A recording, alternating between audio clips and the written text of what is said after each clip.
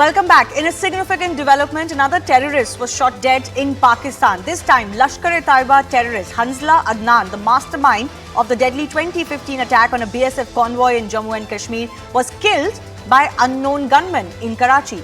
Considered to be close to LeT chief Hafiz Saeed, Adnan was shot outside his safe house on the intervening night of December 3 despite security cover by ISI gunmen. Some unknown assailants carried out this attack in which Hanzla Adnan received 4 bullets. After being shot, he was secretly admitted to a hospital in Karachi by the Pakistani army and died on December 5. Hanzla Adnan had recently shifted his operation base from Rawalpindi to Karachi. He was one of the key conspirators in the Udhampur attack in 2015, wherein a BSF convoy was targeted by LeT. 2 BSF soldiers were killed while 13 other Jawans were injured. The attack was investigated by the NIA and a charge sheet has been filed in 2015. Now, in this and the CRPF convoy attack in Pampore in 2016, Hanzla, sitting in Pakistan, was giving instructions to terrorists. He was also called Lashkar-e-Taiba's communication expert. Take a look at the pattern that is emerging of the number of wanted terrorists from India. In the last 6 months, 3 of these have been killed in Pakistan. First, May 6, Paramjeet Singh Panjwar of the Khalistan Commando Force. He was accused of many crimes, drug smuggling, fake Indian currency and 5 other crimes, including killing 18 students of Thappar Engineering College in Patiala in cold blood. Then on October 10, Shahid Latif of Jaish-e-Mohammed, he was a key conspirator of the Pathankot attack, was killed. And now Hanzla Adnan of Lashkar-e-Taiba, key conspirator in the 2015 Udhampur and the 2016 attack on CRPF convoy in Pampore. Apart from this, Lakbir Singh Rode, Khalistani terrorist, died of a heart attack just recently in Pakistan as well. So while there's a lot of speculation about these unknown gunmen and whether India has some role to play in this, here is what we know of what is actually happening in Pakistan that may give you some more context to these killings. Now, Pakistan, we are being told by intel sources, is very keen to disown a lot of these Lashkar and Jaish terrorists. This, of course, is in a bid to avoid scanner from the FATF, while some of the larger names, of course, continue to remain very safe in Pakistan. 3 that have been wanted in India, as I mentioned, have been killed in the last 6 months. Panjwar, for example, was killed while on a morning walk out. We are being told that Latif was killed in an internal property dispute. But important to note is this too, that there is an internal ownership faction war of the LeT that is also playing out. The question we ask though is this: with all of these killings taking place, a lot of hysteria being built up, a lot of speculation really being fueled, what exactly should we make of this? Should India make of this, of what's going on in Pakistan?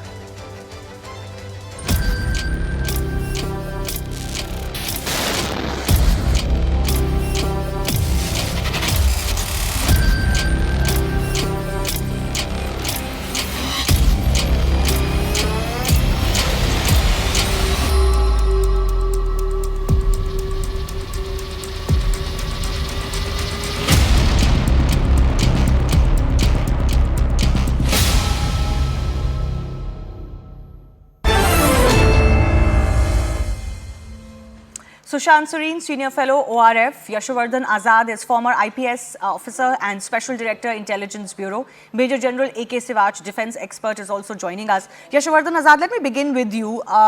There is a lot of speculation going on. Of course, it's a very risky area to get into, and India would like to stay as far away from this speculation that sometimes happen on social media, etc. But how do you look at this pattern that is emerging of many such killings in Pakistan? I've highlighted the ones that we can be very certain and sure of. There are some other names that are floating around. I think it's a very healthy sign that these murderers and terrorists who lived by the sword should go by it too. I mean, it's their nemesis because of these acts which they have been doing for such a long time. And why only speculate about India? It could be ISI, which finds them worthless now, which has to, give a shining example to the FATF, how it is trying to control terrorism at home. Or why not in the case of, say, Sajid Mir, who they say is being poisoned in jail. It could be even the US. This fellow was murderer of the foreign terrorists. So even United States want him. I would not even speculate on this. For example, you see many of the terrorists who have been there before, and they were being shifted from Lahore to many other places by the Pak ISI, depending on their usefulness. Some of them have completely lost their usefulness and they are not even worth anything to India. But in the case of Udhampur, carnage which took place, injuring about 13 soldiers of ours and killing two of them. I think it's a very, very healthy sign that these fellows are getting knocked off. Well, Whether of for course, India will welcome the news. I'm just trying to wonder what's really going on. So let me go across to Sushant Sareen as well. How do you read these developments?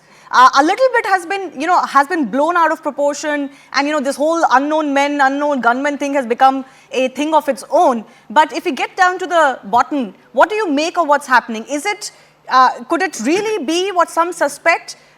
These terrorists losing their worth in Pakistan and therefore being bumped off?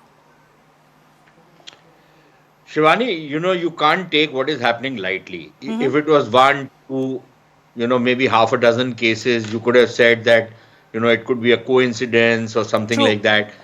When you have something like nearly 2 dozen guys being bumped off, and this is a process which starts way back in 2013, when the first LET guy, who was a very close bodyguard of Hafiz Saeed, was bumped off. But in the last 1 year or so, if you have so many people being bumped off, and all of them dying unnatural deaths, even Rode's death, you say it's a heart attack. There are people who say, he was administered some kind of a poison, somebody pricked him or something. We don't know. The Pakistanis, of course, deny that even Panjwar was there or Rode was there, because then how do they explain their presence in Pakistan? But obviously, something very mysterious is happening. True. Now, why it is happening is something we can only speculate about. Probably there are elements of, there are 6 possible explanations. One is internecine warfare. Second is, most of these guys are criminals anyways. There's some kind of gangland violence happening. Third is that, this is the Ra network, as the Pakistanis call it, that the Ra is doing all of it, which I think is rather far-fetched. We simply don't have that kind of a network, that kind of a capability, because this is happening across the landmass of Pakistan. This is not in one area, one city or something. This is like every corner of Pakistan. The fourth is that this is the Pakistanis cleaning up their act for a variety of reasons. FATF maybe, but for a variety of other reasons. Fifth is that, maybe it's a kind of a CBM that they're doing. Maybe, the spooks on both sides have exchanged some lists. I don't know that, maybe that is the reason why the Pakistanis are doing it. So there are these reasons. Perhaps there could be an element of everyone, because none of them by itself adds up. True. So maybe there are elements of each of these speculative stories. But the fact that so many of them are being bumped off, and literally like every second day you are hearing somebody or the other, going to meet his maker and going to the 72 whos they had been promised. I don't know, that would happen in the case of Rode and this other fellow Panjwar. But the others probably have a legitimate expectation of those whos and all the other stuff which awaits them. But, it's kind of unusual what's happening. So It is unusual, which is why we're discussing it. And this yes. Shivani, what is most unusual is the silence inside Pakistan. I was going to come exactly to that. We're not really hearing much from inside Pakistan, Major General Sivaj, on what's happening. How do you read that? Why are they so quiet? Because generally they blame India for virtually everything. Shivani, what can they blame for? Because the point is, these are the most wanted terrorists as far as India is concerned. But Pakistan is denying that they are in Pakistan, and they deny that they are the terrorists. So if they are eliminated within Pakistan, how do they own up?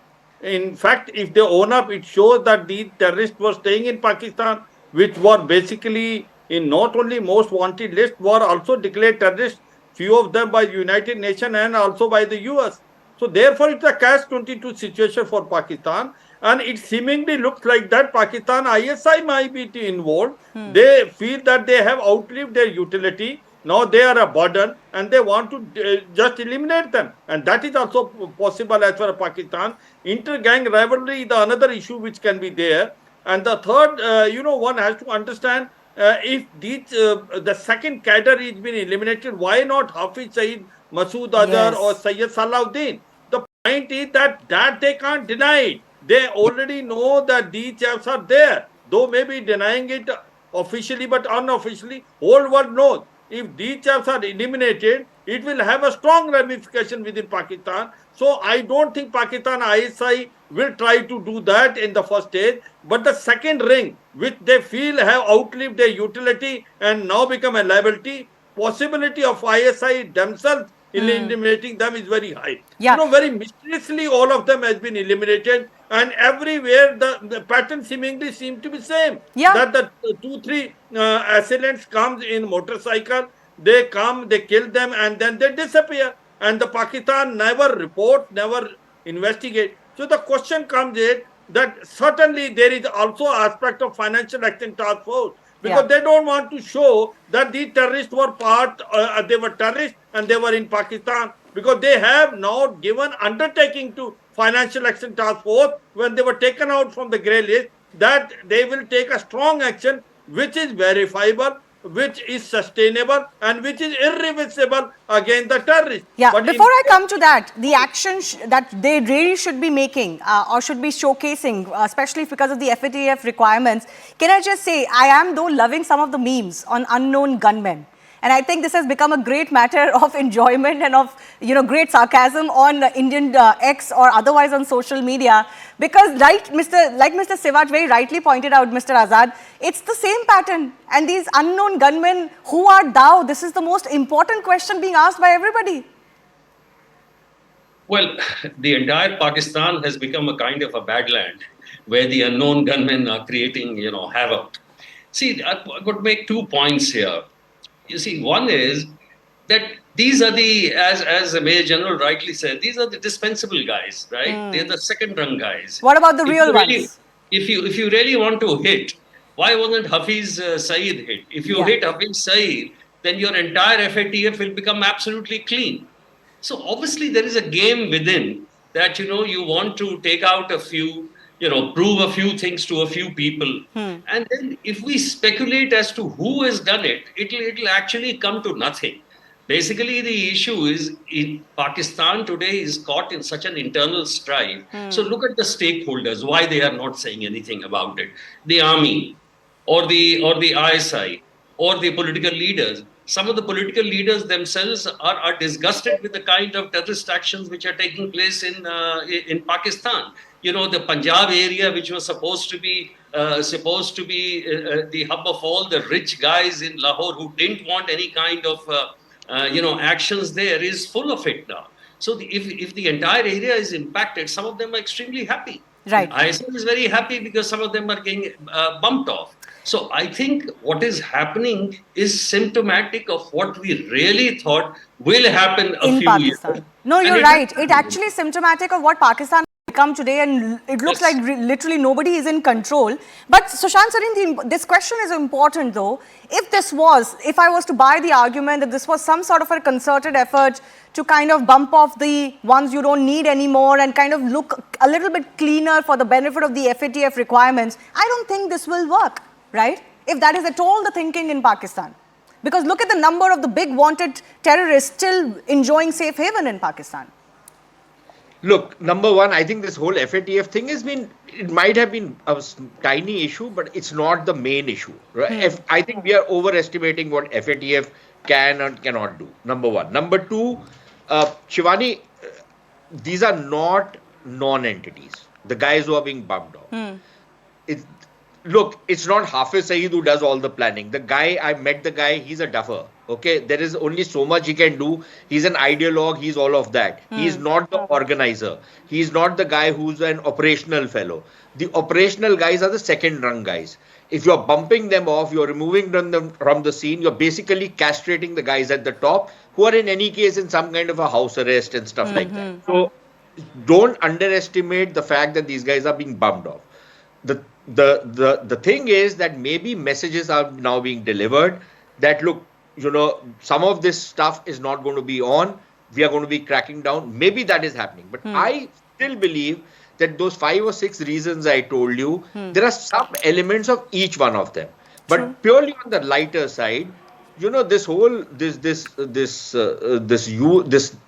word namalum afraad, which is very often used in Pakistan to explain this, is basically a euphemism for the ISI. So the moment you don't get anybody, and there are these death squads which the ISI runs, and those death squads their modus operandi is more or less what we are seeing in these particular cases, in most of these cases. And the fact that then there is no follow-up, that nobody is, going. For example, when the bomb blast happened outside Hafiz Saeed's place, they, they overturned the whole place to try to get to the bottom of it. But in the case of a whole lot of other guys, there's been absolutely no investigation, nothing whatsoever. In one particular case, the Punjab police tried to delve into it. After that, there's complete silence. Now, when there is silence in these kind of cases, and they're not coming out with investigation, they're not pursuing it, then it leads me to believe that there is some kind of messaging which is happening from the deep state of Pakistan to some of these guys. No, but Sushant, you believe these are not non-entities. These are important functionaries of these bodies. And if a message is being sent from the Pakistani deep state, why? What would your contention be? Why would they do this? Because they depend on these guys. Shivani, it could be that some of these guys are going rogue. We don't know. We need to investigate a little more, because there's a lot of silence now in the public domain from the Pakistani side. There's not enough information coming out. Maybe some of them have gone rogue. Maybe some of these organizations are being cut to size because they've become too big, and some of them are linked with guys in Afghanistan. So you want to cut off, their links inside Pakistan. Maybe it is that. Maybe it is some amount of international pressure which is coming on them. So they are showing that, look, we are acting, don't be in a hurry. But, our legal processes are not going to be working fine. So we'll have to do certain other stuff to ensure that, we start pushing these guys into a certain corner from where they can't hit back. Maybe it's probably a combination of things. Yeah. It's not any one thing why something like this might be happening. So, Major General Sewach, if you were to sum up the situation, it could be a combination of things. I think that's the best guess that all of us can make. But if you were to sum up the situation in Pakistan, as Mr. Azad was also pointing out, what does it look like to you today in a line or two? What is Pakistan today? Pakistan is in confusion and chaos, there is no doubt. But remember one thing, whatever may be the situation in Pakistan, their attitude toward India will not change. And I keep on saying that there are about 10,000 Lashkar-e-Taiba and Jaise Mohammed terrorists, which are armed with American weapons which were left in Afghanistan. They are sitting in the launch pad as well as training area and POK. So thinking that if they are now eliminating the second cadre of the terrorists, their mindset has changed as far as terrorism is concerned. So that good and bad terrorism will continue in Pakistan. But what they are doing, by doing what they are doing, two messages they are sending very clear. They are also sending a message to Hafiz Saeed, Masood Azhar and Sayyid Salahuddin that you have to toe the line of the government and ISI. If you think you are bigger than your shoes, you can be also eliminated with the way your second cadre is eliminated. I think that message is also very loud and clear. And the second message which they are sending to Financial Action Task Force, that they are serious in taking action against certain second cadre terrorists. And they may be sending some message to India. But to me, it looks like, as far as India is concerned, we must be very careful that as far as Pakistan is concerned, their policy of sending terrorism. Absolutely, I don't think it's going to change India's mindset towards Pakistan. Khalistan is the another thing. Shivani, Khalistan. Let me tell you one thing. This K2 desk has become very, very active now. That they are trying to send the Khalistani activists in Punjab. They are sending weapons and drugs through the drone. So the point saying that Pakistan is in utter confusion and chaos, there is a political instability, economic crisis, and the elections are, we don't know when it will take place. The one thing is that this is a welcome development for us, regardless of why it's happening. And I think the Indian agencies wouldn't mind some extra attention that they're getting, even if it is bloated and out of proportion. They're likely enjoying the attention that they're getting, and the whole legacy and the whole halo around the Indian unknown gunmen is only rising. I just leave it at that. I do thank our experts for joining us.